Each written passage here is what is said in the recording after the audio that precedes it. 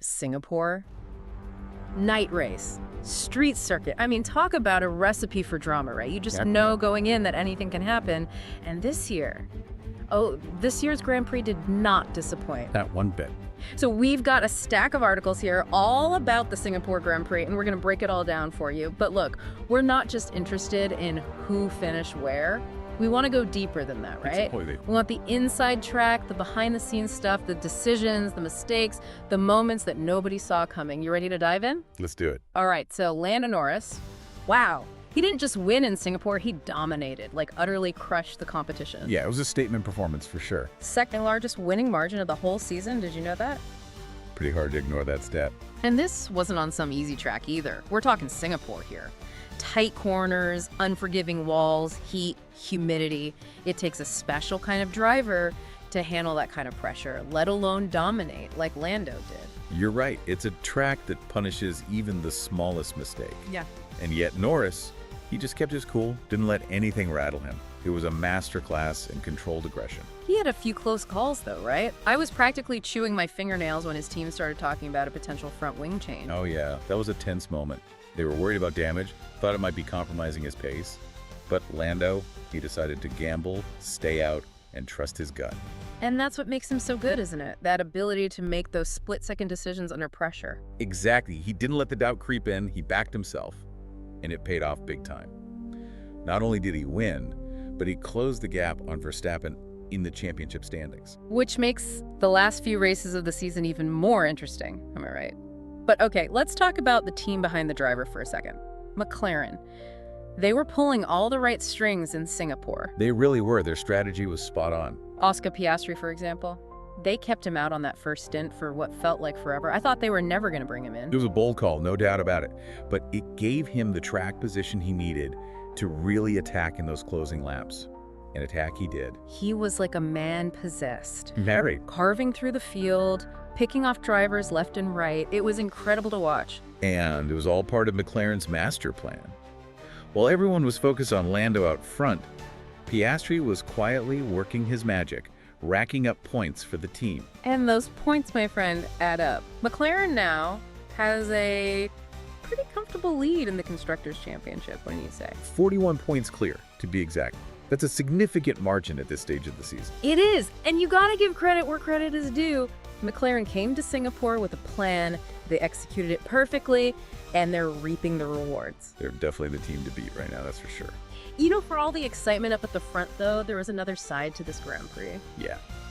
A bittersweet one, you could say. Daniel Ricciardo, man.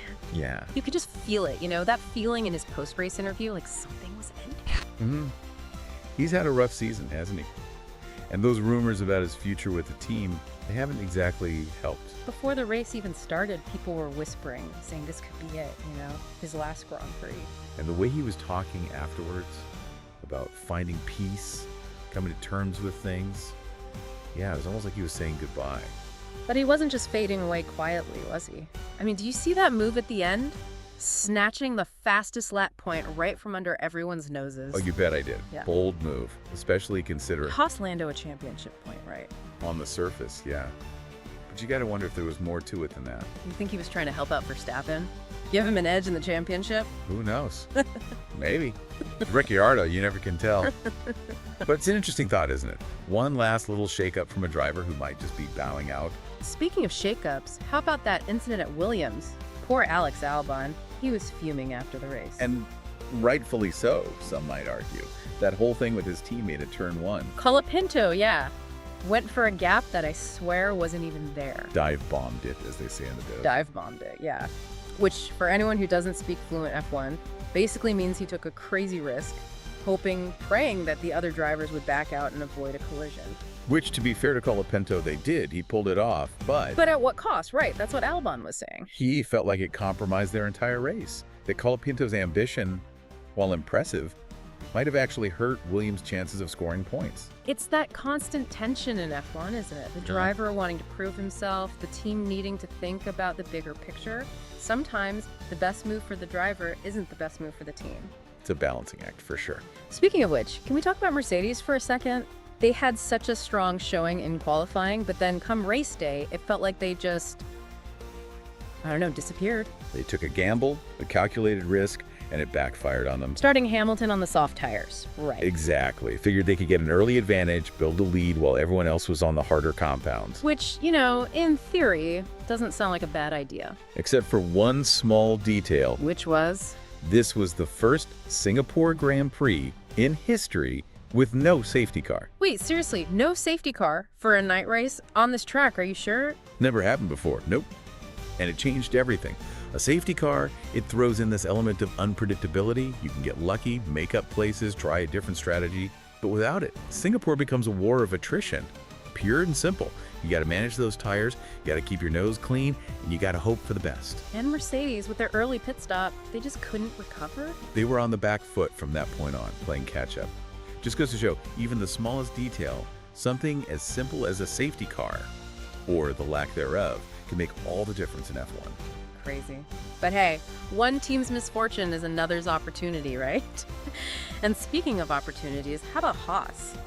They're quietly becoming the feel-good story of the season. They are, aren't they? I'll admit, I didn't see this coming. 3 races in a row, points finishes, can you believe it? It's a pretty remarkable turnaround for them.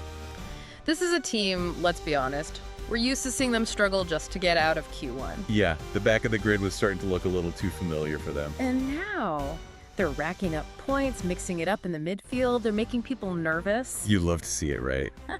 The underdogs having their day. I do. It's what makes this sport so great. You never know who's going to rise to the occasion, who's going to pull off that surprise result. And for Haas, it really does feel like they've turned a corner. Nico Hülkenberg, he's been on fire lately.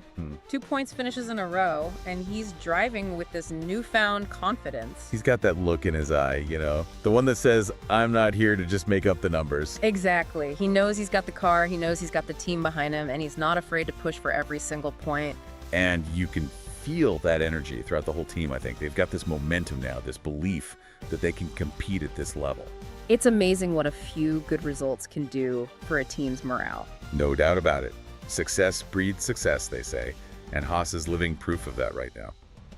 You know, thinking back on this whole Grand Prix, it's kind of hard to wrap my head around it all. A lot went down, that's for sure. We had Lando Norris delivering a masterclass in controlled aggression.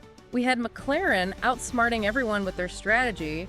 We had poor Daniel Ricciardo maybe, just maybe, saying goodbye to F1. And we haven't even mentioned the drama at Williams, the gamble that backfired on Mercedes. It's like someone took all the ingredients for a blockbuster movie and crammed them into a single race weekend. And the best part is, we have no idea what's going to happen next.